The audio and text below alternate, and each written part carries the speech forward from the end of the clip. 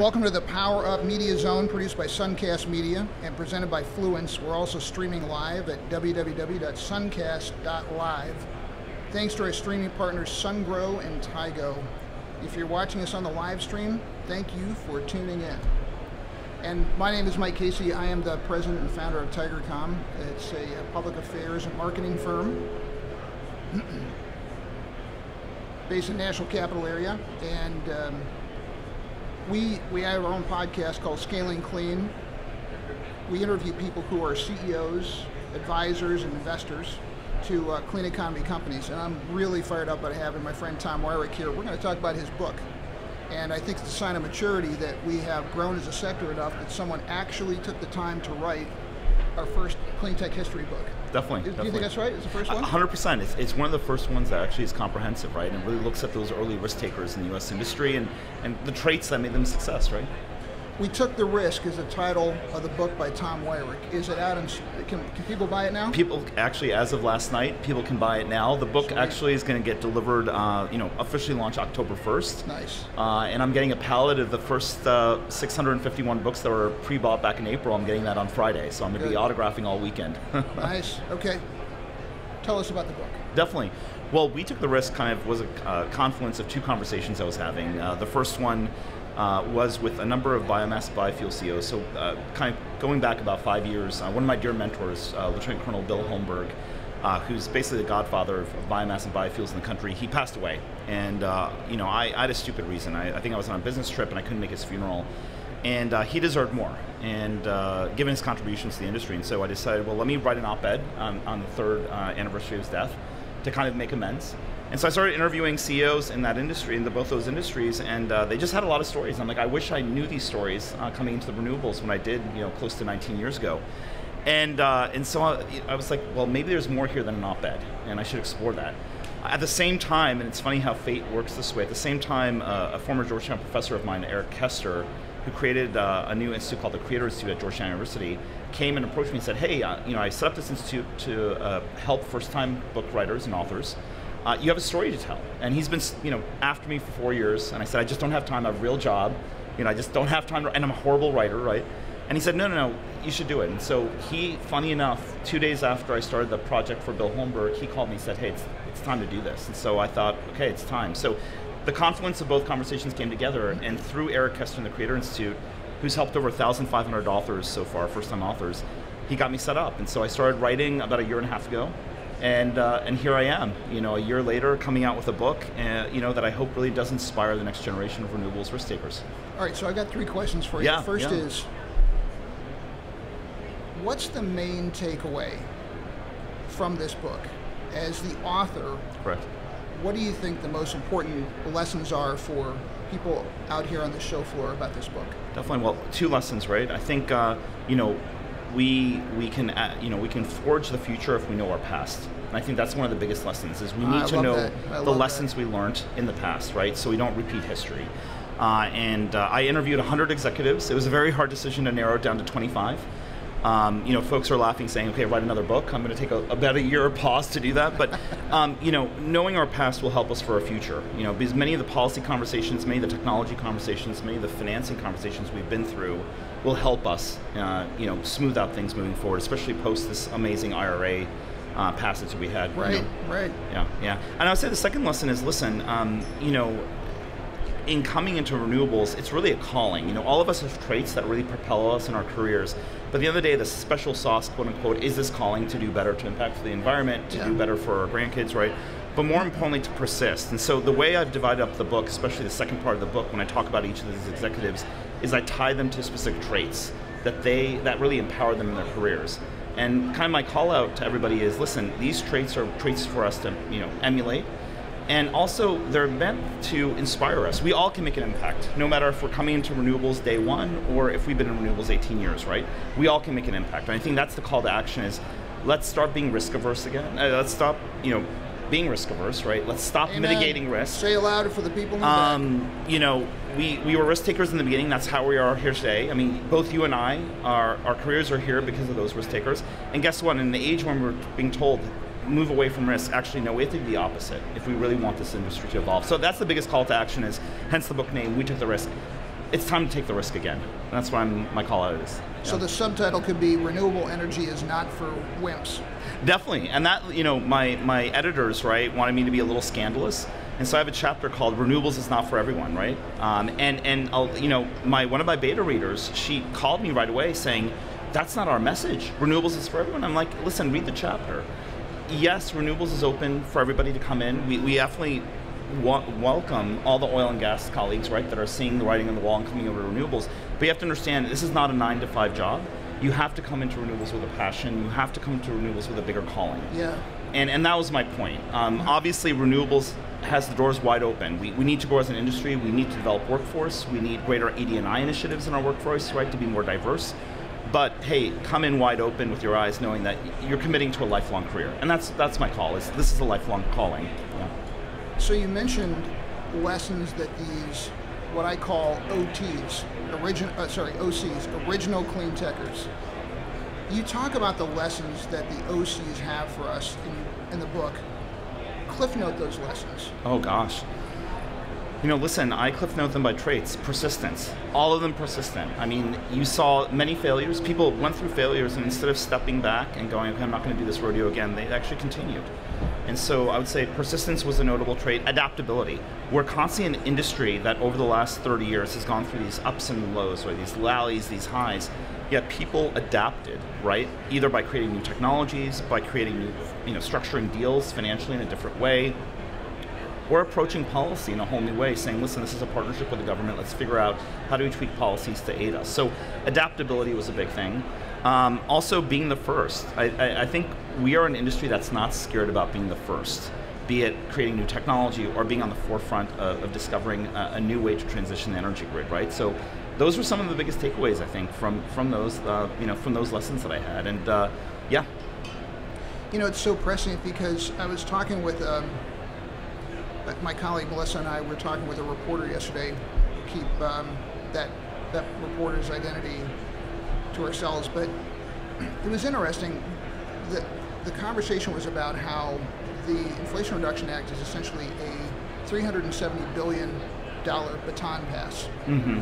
And we're passing it from government to private sector to go realize the potential of what just got done. Correct. And as I think about this book, we in this industry, after this, I think by all accounts, miraculous policy win, we now stand on the shoulders of these original clean techers that you write about. And I think it's an assertion that we owe their investment when they were first. We owe it to them to, as you say, lean into the moment, because, yes, we have a lot of potential that just got handed to us, but it's not realized potential. Oh, no. And we have bottlenecks in front of us: transmission, storage, permitting, workforce development. Supplier chain. I mean, with COVID and everything that's going on, we're an industry that has a lot of challenges, but guess what? We luckily have people who are going to take on those challenges, right? And the timing of the book coming out right after the Inflation Reduction Act, I mean, as a marketer, I wish I could claim that this was beautifully orchestrated, but it wasn't. It was apropos. But I think this book comes out at a time when we need to be inspired and to recharge.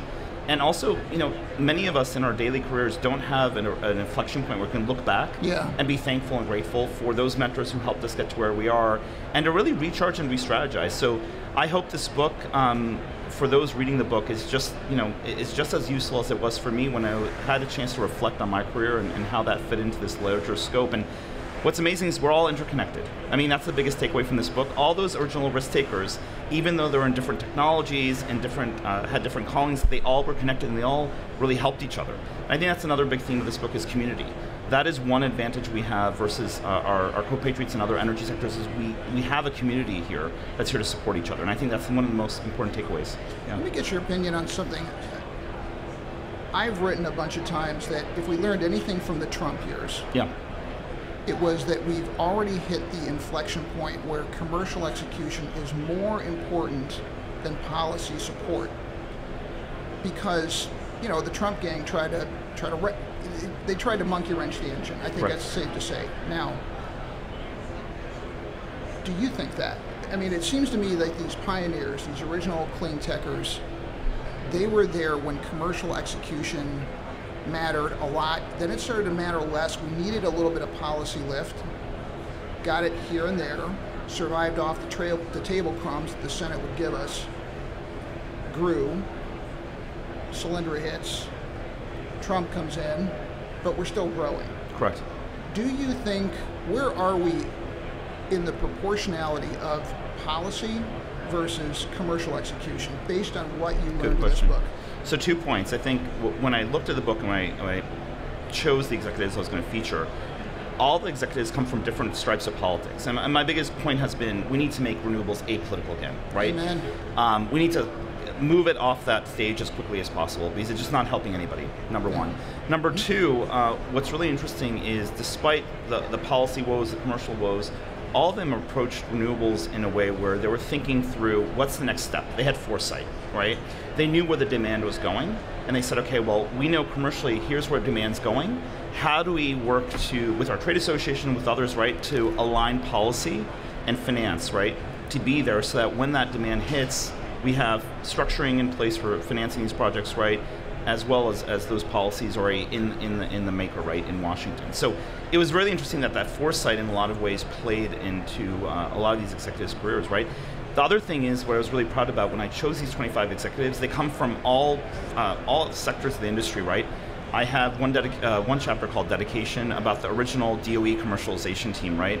I have another chapter, featuring John Cavalier, right, who I think we all agree is the godfather of finance and Wall Street on renewables, right? He was the first executive to push through 8 IPOs in our industry, right? Which back in the early 2000s, you're like, whoa, IPOs, renewables, right?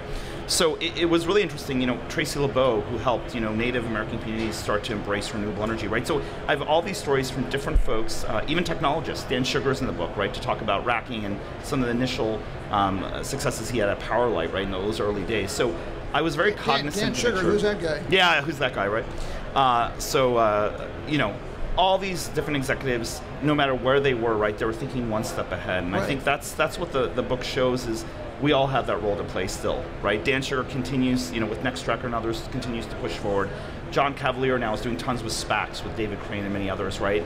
Nancy Floyd, who's the first, I would say, female venture capitalist in our space, just retired after 20 years, right, at Nth Power, right? All these people continue to impact, right? And I think that's what's really amazing is none of those folks in the book, all by Bill Holmberg, right? They're all still with us, and they still want to contribute to the industry, which is really impressive. Yeah. What did you learn as a clean tech exec? What did you learn yourself in writing this book? That's I learned a lot. I mean, it's hard to just narrow down to one, but I think it was that empowerment that no matter what your role is in renewables, you can make a difference still. It doesn't matter your corporate structure, it doesn't matter if you're a startup entrepreneur, right? Just persist and keep on going. When people say no, when situations say, hey, no go, take that failure, learn from it, and move on. And I think that's something that I needed to hear, even 18 years into my career. I think we all need that encouragement. And it's funny enough that, we of course encourage the next generation of folks coming in, but executives and others, you need that re-encouragement all throughout your career, right? That mentorship doesn't end, and that's the biggest thing I learned is I haven't been utilizing those mentors as I've progressed in my career, and that mentorship just doesn't end. You can tap into all those mentor relationships all throughout your career, and we all need to do that more often. Yeah. So I'm keeping a running total on these characteristics of the OCs: persistence, foresight, courage. What else is on the list? Adaptability, dedication. Fearlessness, curiosity. Like there has to be this intellectual curiosity of, okay, this financing mechanism doesn't work, how do I tweak it right to make it work? I think Tracy LeBeau put it really well. She called it the Rubik's Cube. We're constantly in renewables working on this Rubik's Cube and trying to make sure we get the right formula, right? And that's not going to end anytime soon, right? We're constantly going to be innovating. We're constantly going to try to find the right financing, right? We're going to try to make those stars align. And I think that analogy that she gave me, actually, that was her chapter is named Curiosity just because of that comment, I think, about the Rubik's Cube. Yeah. It sounds obvious to the point of sounding stupid, but another thing I'd put on the list is these people are whip smart. Like, when you're around someone like Dan Sugar at Nextracker, I've written that if you're working with Dan, put your running shoes on. Yeah. Because you're going to have to run like hell to constantly. keep up to this guy. And I think like it's true like with Jigger, Jigger Shaw. Yeah. Just and Sun Edison, the Sun Edison story is in there with the original Sun Edison team, right? It's incredible. It's incredible. I mean, they were around a kitchen table and they thought this through. And many of these risk takers put their own homes, their mortgages. They leaned into their mortgages, right, to provide seed capital for their investments, right?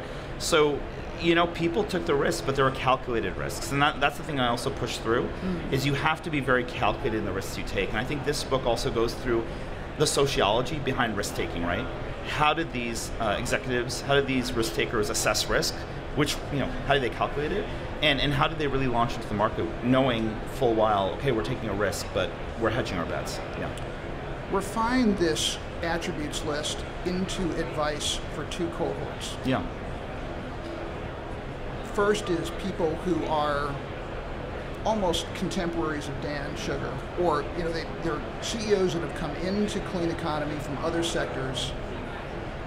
Talk to them about what this lesson set has for them as a newly installed clean tech CEO when they perhaps led other companies in other sectors. Right. What's the advice you have tailored for them out of this book? I think the common thread of all the successful CEOs in the book, right? Because every one of these folks in the book eventually worked themselves up to being CEO, right? I think they had two things about them.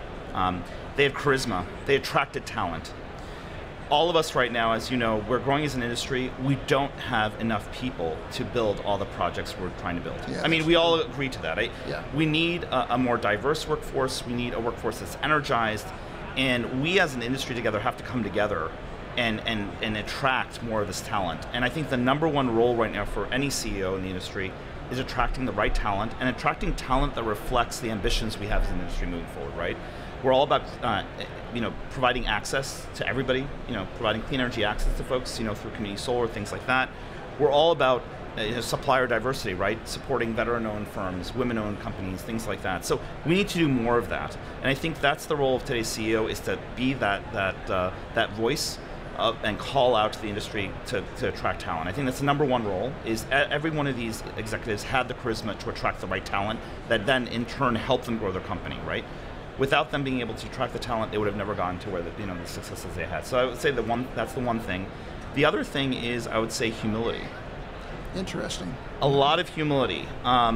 In the book, I talk about productive narcissism, and of course, when you use that, mouthful of a phrase, people think of a negative the negative connotation associated with being a productive narcissist. However, you have to be a productive narcissist who's humble to admit, okay, things might not have worked in the first seed fund round. Let's tweak things and let's make the second round work better, right? And I think that humility and that approach to humility and that I would say transparency to where the business is going is also vitally important, because that's how you get ownership of every employee in a company, right? To feel ownership of a company and feel ownership in the company's success and contribute to that success and give it 150%, right? Because you have your own skin in the game as an employee. And I think that was the second thing that all these CEOs did very well, was provide that transparency, provide that feeling and the openness of employees having ownership. Not necessarily stock ownership or equity ownership, but ownership in the success of the company and participating in that success. It's interesting you say that, because on our show we interview CEOs, investors, and people like you, the people who advise them. Yeah. And we've been heavy on the CEO interviews, and I ask all of our CEOs the same 4 or 5 questions and then build on it. So one question I ask is how would, if you quit your job tomorrow and you became a business professor, what would you tell your class in the first lecture the role of the CEO is? And all of them say servant leadership. 100%. And that's one of the chapters is servant leadership.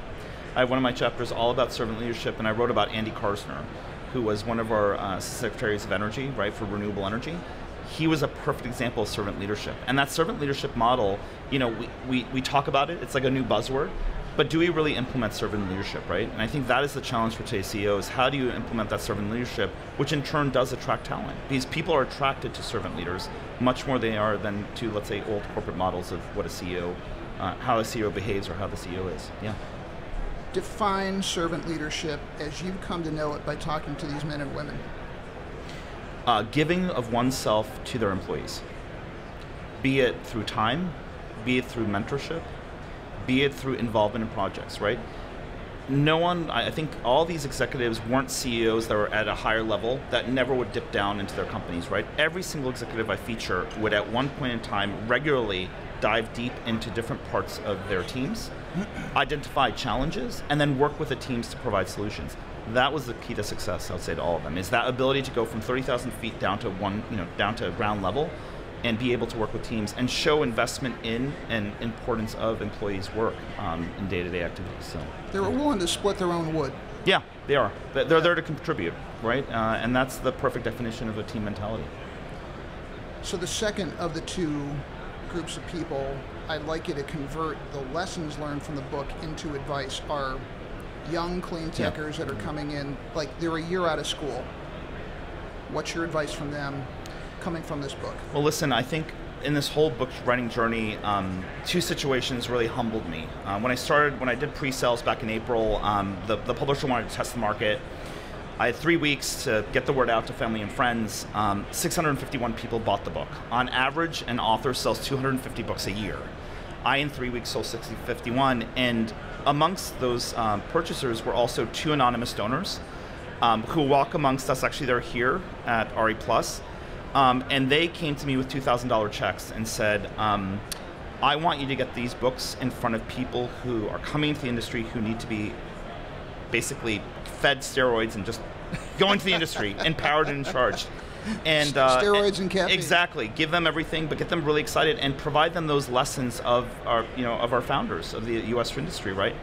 And that was really humbling, and I said, okay, that's my mission. Let's make this book help those folks out who are coming into the industry and give them all the stats, all the names we both know, right, of having been in the industry a long time. And so this book is meant to help, give them the toolkit, almost a Cliff's Notes version of 30 years of renewables knowledge in a book, in 300 pages, right?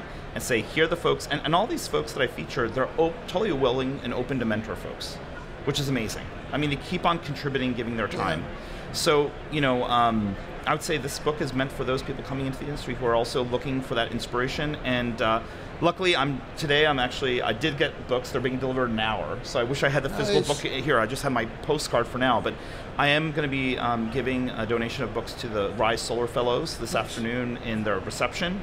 Also, ACOR has an Accelerate program to help marginalized, and diverse businesses succeed, small one-man, two-person shops.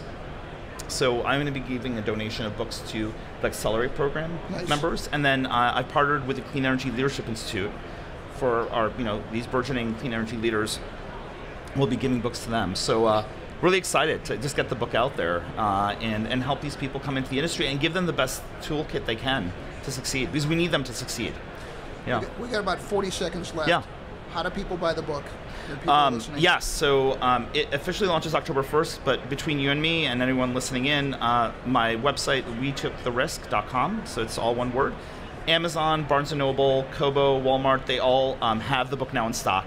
And so they surprised me 2 weeks early. Also, Amazon just told me Kindle book, ebooks, they're all online. So if you go to wetookthe.risk.com, or if you go to Amazon or Barnes & Noble online and just type in We Took the Risk and my last name, that's usually the fastest way, it'll come up. And actually today, I've had so many, I haven't been marketing the book yet. Amazon just alerted me that I'm the #1 book being sold right now in the petroleum category. So I'm kind of shocked about that. I'm like, I would want to be #1 in solar, #1 in wind, but you know what? I'll take #1 in petroleum. Alert. Yeah. Yeah. So it's really again very humbling, and I've been grateful for the journey and grateful to partners like you and Nico Johnson and so many others who really want to get the word out on the book. I really want to get the word out on this book and help others. I mean, that's the #1 mission of mine. Tom, I think it's a mark of the growth of this sector that somebody like you with a day job took the time to write a history book. It's our first history book of clean tech. It's so cool. I appreciate you. I appreciate what you're doing with this book. I love that you came on. Let me talk to you about this. Definitely. And I just want to say we'd also like to thank the supporting sponsors who help make the Media Zone possible: AES, Aurora, SMA, SolarEat, and SunGrow. So I'm Mike Casey, and I am thrilled to have talked to my friend Tom Weirich about his kick-ass book, and I wish all the luck in the world on this, Tom. Well, Mike, thank you so much, and everyone enjoy RE+. And it's so good to see so many familiar faces in person, no longer avatars on Teams chats or Zoom. And again, take the risk. We all have the opportunity to make a difference still in this industry, and that's my biggest call to action for this book. And see you on site. Thank you, my friend. Thanks so much. Take care. Mike Casey and